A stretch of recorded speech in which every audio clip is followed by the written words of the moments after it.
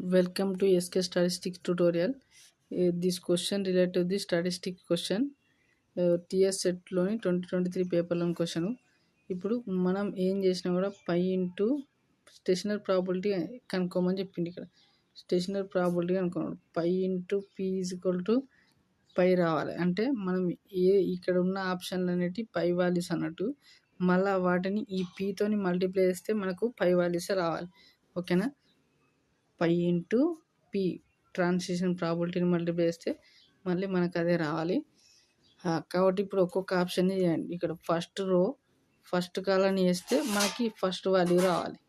ఇప్పుడు చూద్దాం. 0 × 3 plus 0 0.3 × 0 plus 0.4 × 0.3/8 plus 0.3/2. ఓకేనా? ఫస్ట్ ఇది ఇంటూ ఈ ఫస్ట్ కాలం చేస్తే మనకి ఏం రావాలి? ఈ 0.3 అనేది రావాలి. ఓకే, ఫస్ట్ ఇది 0 అయిపోద్ది. Next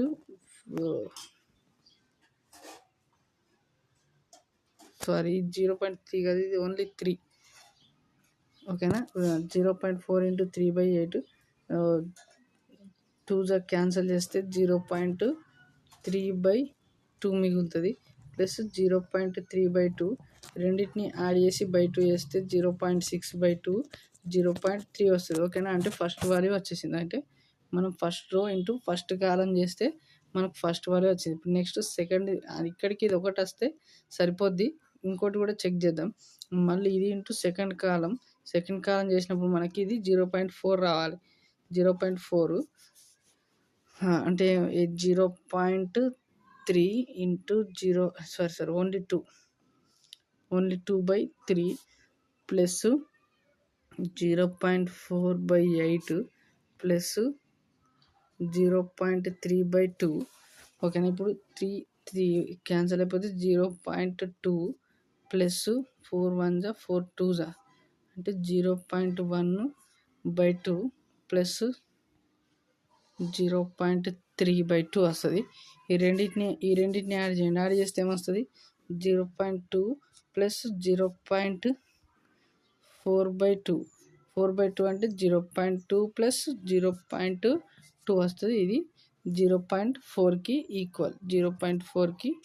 equal. ఓకేనా? అంటే సెకండ్ వాల్యూ కూడా కన్ఫర్మ్ అయింది. అదేవిధంగా లాస్ట్ వాల్యూ ఇవన్నీ కూడా చేయాల్సిన అవసరం లేదు. ఫస్ట్తో కదాన్ని కన్ఫర్మ్ చేసుకుంటే సరిపోద్ది మనకి. నెక్స్ట్ దీంతో చేసినా కూడా 0.3/3 plus 0.4/2 plus 0 into something 0. Next అంటే ఇది ఇంటూ ఈ కాలం చేస్తే మనకి లాస్ట్ వాల్యూ రావాలి. ఇప్పుడు 3 క్యాన్సిల్ అయిపోతే 0.1. నెక్స్ట్ 2 క్యాన్సిల్ అయిపోతే 0.2 0.3 వచ్చింది. అంటే లాస్ట్ కాలం కూడా వచ్చేసింది. అంటే అన్ని వాల్యూస్ వచ్చినాయి. కాబట్టి ఇదే మన ఆప్షన్. కావాలంటే మీరు ఈ రిమైనింగ్ ఆప్షన్స్ అయితే కావో చెక్ చేసుకోవచ్చు. ఇంకొక పాయింట్ ఏంటంటే ఇటు సమ్ము మొత్తం కూడా 1కి ఈక్వల్ ఉండాలి. Okay, thank you.